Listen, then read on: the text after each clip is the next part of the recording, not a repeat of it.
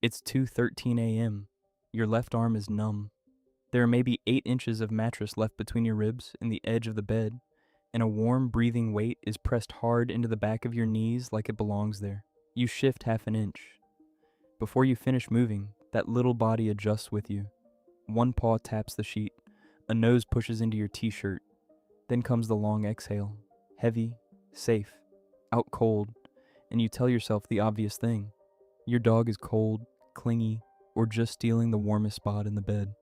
That explanation sounds reasonable, until you notice they ignored the dog bed, the blanket on the floor, and the entire open side of the mattress just to wedge themselves into the 6-inch strip touching you. So if it isn't just warmth, why do they need your body there to fall fully asleep? The real answer is much bigger than comfort, and most dog owners have no idea. In 2013, researchers at Eötvös Loránd University tested over 50 family dogs in a canine version of the strange situation, the same attachment framework used with human infants. Owners left and returned in an unfamiliar room, while researchers measured exploration, distress, and reunion behavior. The finding was clear. Dogs used their owners as a secure base. When the owner was there, dogs explored more calmly. When the owner left, stress rose. That matters because sleep is the most vulnerable state your dog enters all day. To your dog's brain, you are not just nearby. You are the emotional equivalent of the light left on in a dark hallway. So when your dog sleeps touching you, they are choosing the place their nervous system labels safest to shut down in. But behavior is only the surface. The deeper answer starts the second fur touches skin. There's a term for this: social buffering. Emotionally, it means one living body lending its calm to another. Scientifically, it means the presence of an attachment figure reduces the stress response itself. In 2015, researchers at Azabu University and Jishi Medical University measured oxytocin levels in dogs and owners before and after quiet interaction. The longer the mutual gaze, the more oxytocin increased in both species. That rise then led to more affiliative behavior, which created more gaze, which created more oxytocin. A loop, a real biochemical loop. Then came the part that changed everything. When researchers ran a similar test with hand-raised wolves, the effect disappeared. Same family tree, same human contact. Zero loop. That means your dog is not just near you because it feels nice. Your dog has a species-specific chemistry built for bonding with you in a way wolves do not. And when your dog presses into you and falls asleep, they are not borrowing your body heat. They are borrowing your biology. That's the line people remember. But it opens an even bigger question. Where did a bond this deep even come from? To see that, you have to go back about 14,200 years. In Bonn Oberkassel, Germany, archaeologists found a dog buried with 2 humans. In 2018, researchers at the University of York reanalyzed the remains and concluded that this young dog had suffered from canine distemper as a puppy. That disease would have brought fever, weakness, neurological symptoms, in weeks where survival on its own would have been almost impossible, but it lived long enough to be buried with people. That only happens if somebody kept it warm. Fed it softened food, carried it through sickness, stayed close while it was helpless. At some point, long before couches and king-size beds, a sick young dog survived because a human body was safer than the cold.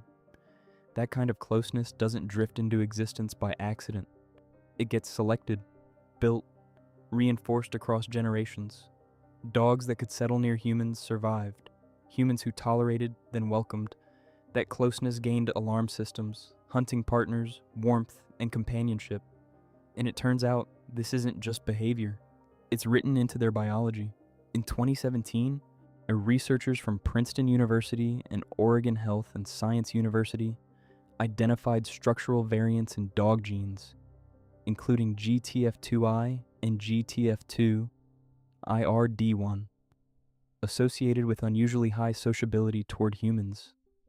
In plain English, part of what makes your dog so drawn to your face, your voice, your hands, and yes, your sleeping body, exists at the level of DNA. Some of that midnight leaning is learned, some of it was inherited, and that creates a paradox. Because if your dog sleeps against you for comfort, then the stronger the bond, the more protected they should be from your stress. But that's not what researchers found. In 2019, Linköping University studied 58 dog owner pairs using hair cortisol, a measure of long-term stress hormone levels over months, not minutes. The dog's cortisol patterns tracked their owners. When your stress rose, theirs often rose too. The bond didn't block your state. It synchronized with it. That sounds backwards. Until you realize attachment is not just a shelter, it is a channel. Your dog sleeps against you to regulate, yes. But sometimes your dog also sleeps against you to monitor you. Your breathing, your movement, your tension, your stillness. Close contact is comfort, but it is also information. Your dog is not merely resting on you, your dog is reading you. But how deep does that actually go?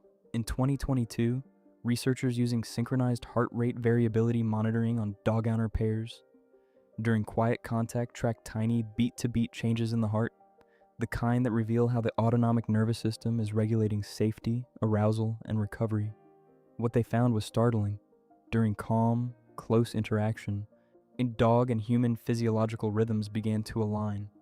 Not metaphorically, physiologically. Your dog doesn't just sleep beside your body. Your dog's body starts listening to yours. That means the pressure against your legs, the chin on your ankle, the curl against your back is not random placement.